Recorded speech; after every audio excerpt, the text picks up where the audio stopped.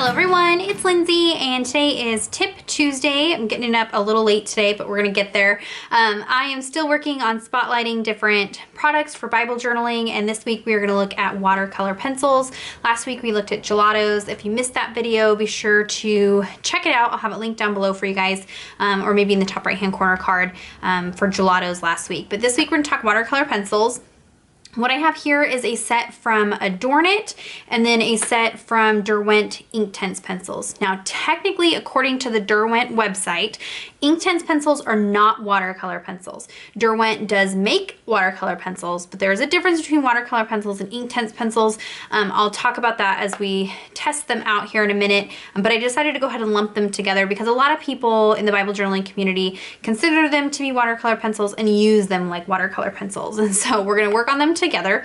Adorn It are a more cost-friendly, inexpensive pencil, but the quality is 100% there. I have a review looking at these pencils. I will link that down below, and they are awesome. They really stand their ground next to the Inktense pencils. The Inktense pencils are a artist quality pencil, and these are a little bit different. So watercolor pencils are true watercolor pigment. So it's not permanent. Once it's dry, you can keep reactivating it. There is a staining that happens, so it will stain the page a little bit, so you can't completely remove the water or remove the color, but you can reactivate it. Inktense pencils are actually made out of India ink, which is the same ink that you find in your Faber-Castell big brush markers. That is permanent. It doesn't bleed through your Bible page. Neither one of these bleed through your Bible pages, but it's very, very, very intense in color. They claim to dry and be permanent. Now, I have found they're not 100% permanent, but they are more permanent than, say, a regular watercolor pencil. But these you can buy open stock individually. These you cannot. These are significantly more pricey because they are artist quality, so just keep that in mind. I think that the Adorn It really, as far as Bible journaling, and you're not wanting to invest in Inktense pencils, I think I would go for the Adorn It. I don't think that you need both. I use them just kind of interchangeably on a whim for what I need. Now, Inktense pencils, because they are a permanent ink, you can use these on fabric and they are permanent. If you use watercolor pencils on fabric, it'll just wash out. But Inktense pencils you can use on fabric if that's something you're interested in. Adorn It comes in one package only, so you only have one option for the number of pencils. Inktense pencils you can get small, you know, as little as 12 of them, all the way up, I think there's 72. 72 is the full complete set. I have the full complete set. I think I only have 48 in here. So let's look at some examples in my Bible so you can kind of see what the pages look like. And again, they don't bleed through the page. So this is the Adorn It watercolor pencils. Here you can see how vibrant and intense that color is. I'll show you how I did this. I actually dipped the pencil in water and then colored these images in, and you can see there's shadowing but no bleed through, and so that is not a prepped page. They are just that awesome. So very, very intense in color. Of course, like watercolor, you can wash it out, add more water, and it'll be less vibrant if that's what you're looking for. This here is Inktense pencil, and this is where you kind of see the difference. So Inktense pencil, because they have some of that permanency to them, you can layer colors. So I can lay a color down like that light pink, let it dry, and then add that purple over the top. And the purple is gonna sit on top of that pink. It's not going to mix with that pink underneath. So you're gonna get these layers of color, transparent color that you can see through. And that's what gives you this dimension and all this like texture that you can get with Inktense pencils. With watercolor pencils, because they are not permanent, when you come back in over that dry layer with a wet layer, that wet layer is gonna reactivate some of that pigment that's underneath and it's gonna mix. And so you can't quite get the same layering effect that you can with Inktense pencils. Now, that's not a bad thing. It just depends on what you're looking for. Maybe you want soft, seamless blends, then you want to work with watercolor pencils. If you like harsh lines and shadowing and layers, then you want to go for Inktense pencils.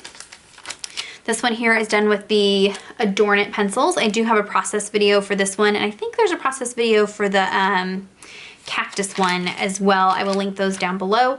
This again is where I dip the pencil in the water and then color in the images. I'm going to show you how I do that technique because there's some downsides to that technique. This one here is done with Inktense pencils. There might be a process video for something similar. I do also have this image as a free printable on my blog, so you can go pick that up for yourself. I have it on right side and left page depending on where you want to use it. And this was done with Inktense pencils. So very vibrant and intense. Love those. And again, Inktense pencils, as vibrant as they are, they do not bleed through the page. There is shadowing, but no bleed through. So let's talk, okay, why I would pick these over traditional watercolors. You're probably thinking, you know, I've got a set of watercolors, why do I need watercolor pencils? And it's portability. So I can travel with a lot more colors in the pencil form than I can in a palette of watercolors. And so I can have a wide variety of colors. All I need is like a water brush and my pencils, and I can paint on the go and not have a big mess, not have to fuss, you know, with a lot of products. I can just work from this. I've traveled, stayed in a hotel, and just worked off of Inktense pencils and a water brush and was able to do entries. So with a palette of watercolors, you just need a little bit more space, I guess. I like to keep mine in these photo boxes like I do my gelatos. Most of my products are stored like this. The nice thing is you've got this non-stick surface that I can use as a palette. So I can add colors, mix colors onto here, and then wipe it down when I'm done. It does stain a little bit, but everything is kind of self-contained right here. I can't fit a full 72 count pencil in here. I think there's 48. I probably could fit like 55 or 60 in here, but you know, oh well. Maybe get a bigger box. So let's dive in and take a look at how these perform and what you can do with them. So I again am working on some Canson mixed media paper. Right here, like I did with the gelatos. I'm not working my Bible just because I can kind of make a bigger mess and do a lot more on this paper.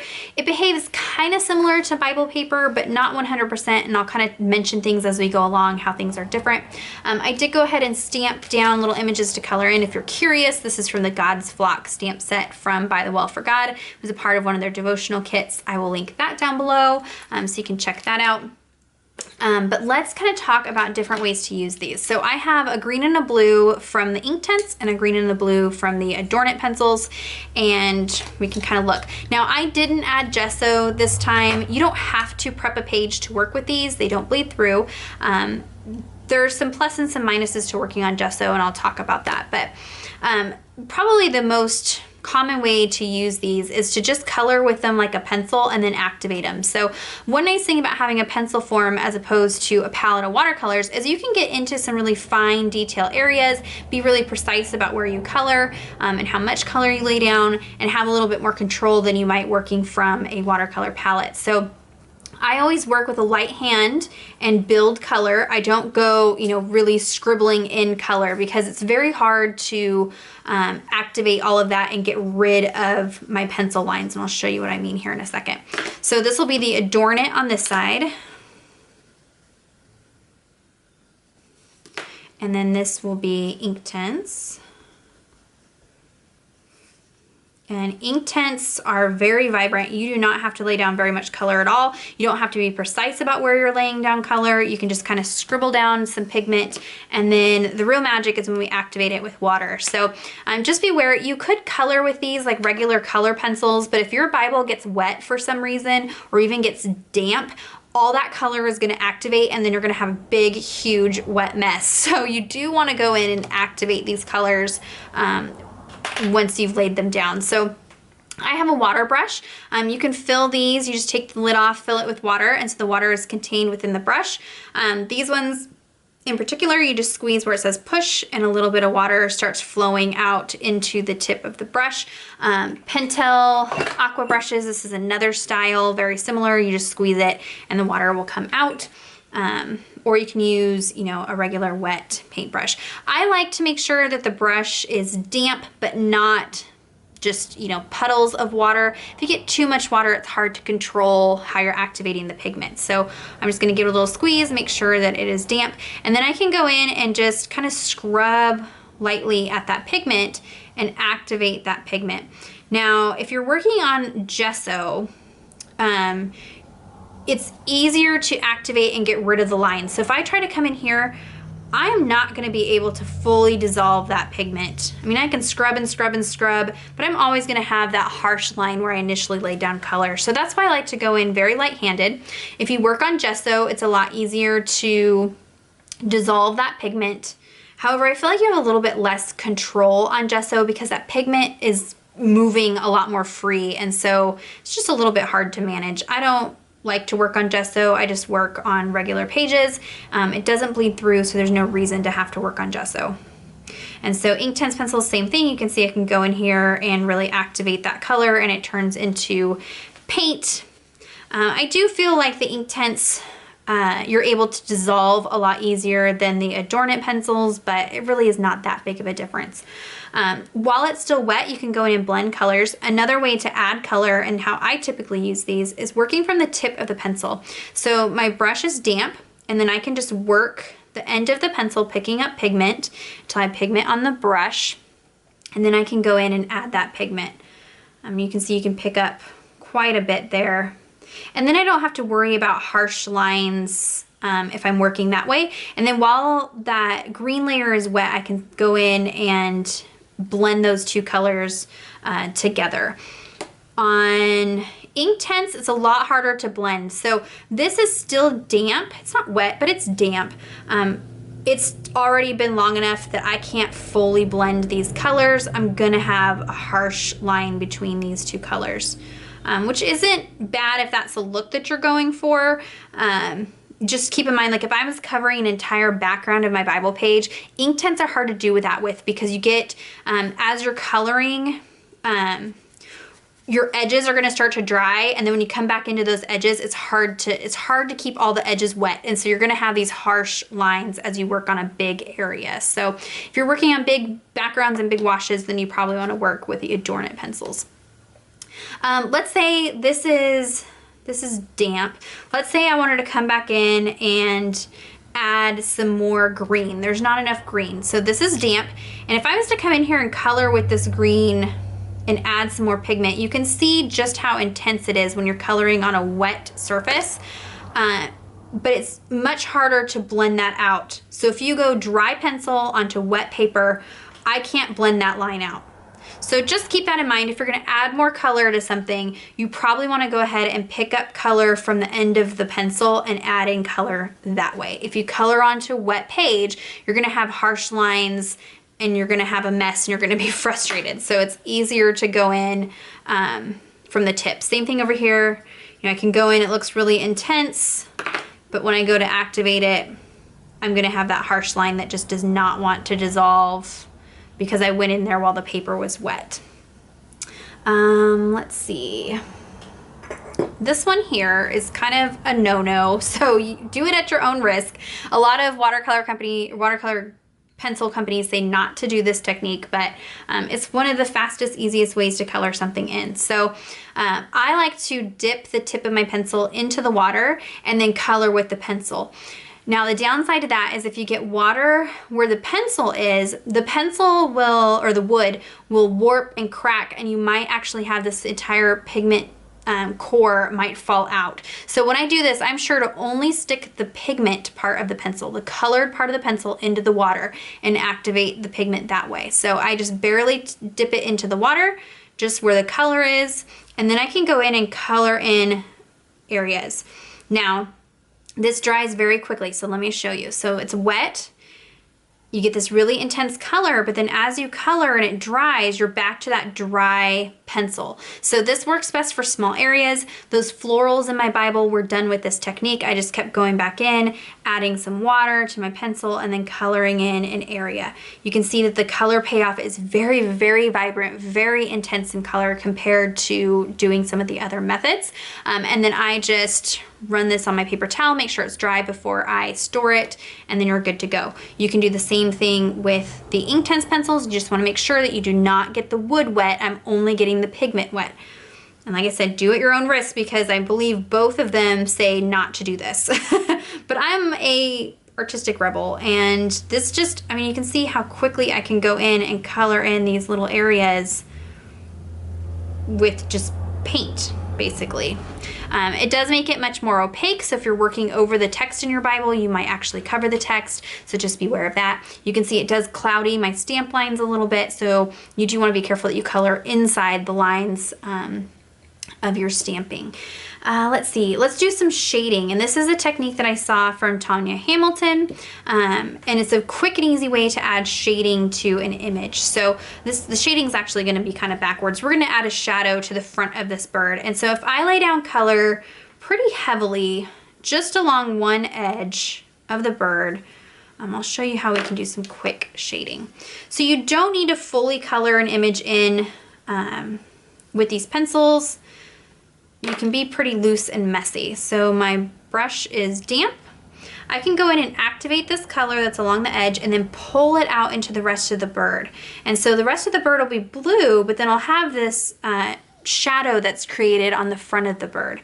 And so this is, if you're wanting to get into, you know, shadowing and adding dimension to the images that you're coloring, it's very easy to do with watercolor pencils.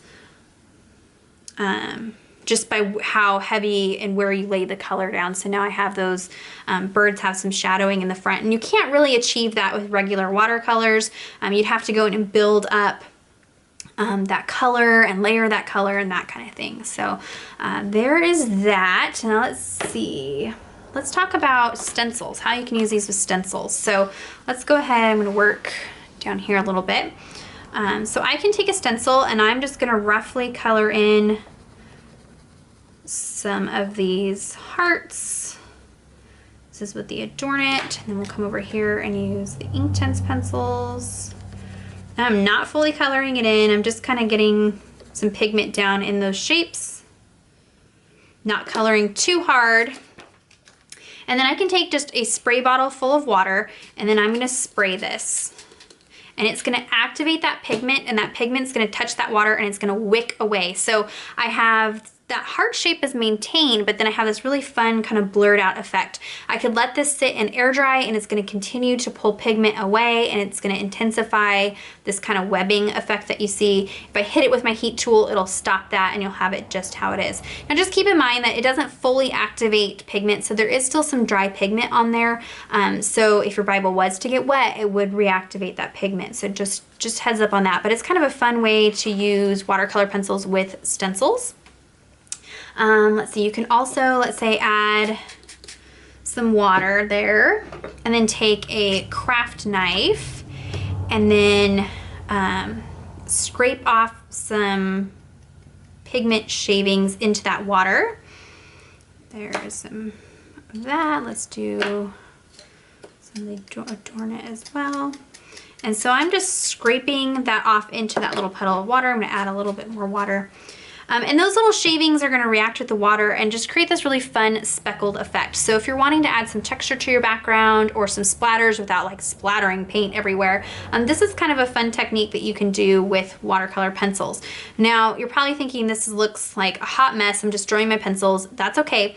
When your pencils are dry, you can sharpen them with a regular pencil sharpener and maintain that pencil point. So don't be afraid to put them through a pencil sharpener. If you're super frugal, you can save those pencil shavings because they do have pigment and use those to paint from. I'm not gonna use one of these pencils in a lifetime, so I don't worry about saving my pencil shavings.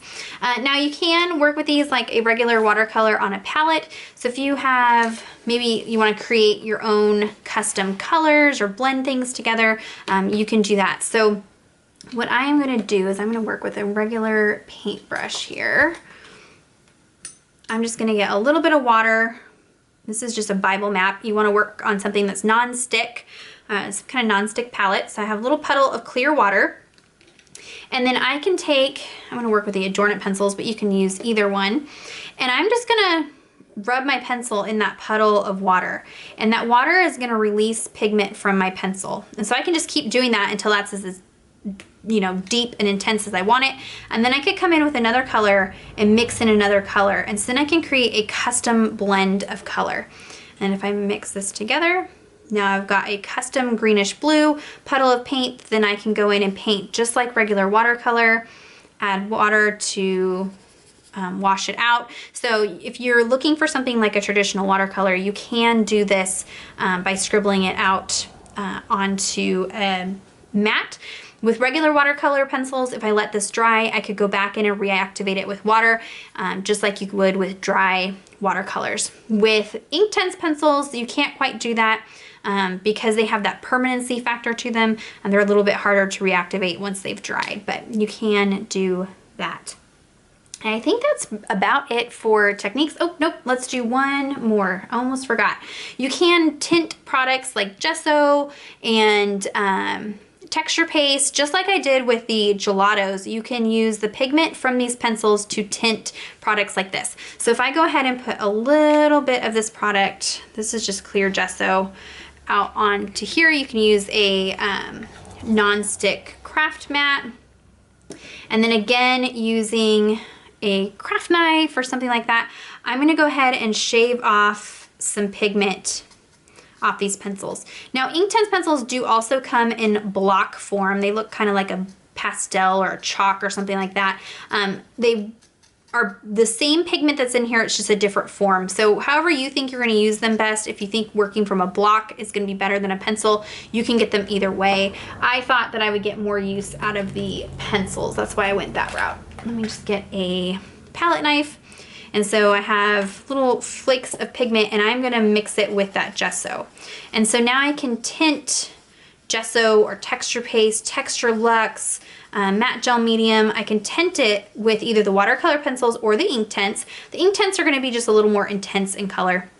And now I have a colored gesso that I could, you know, prep my background with. If I wanted just a wash of blue in a background and wanted my page prepped, I could scrape this through a stencil and have it textured that way, all using watercolor pencils to tint products. So since watercolor pencils are a water activated medium or water soluble medium, then you can use it with products like that. So there's a few different ways to use watercolor pencils. I hope that was helpful. If you have questions, be sure to leave those down in the comments down below. If you have ideas for other ways to use them, be sure to leave those in the comments down there as well. I'm sure there's some things that I didn't think of.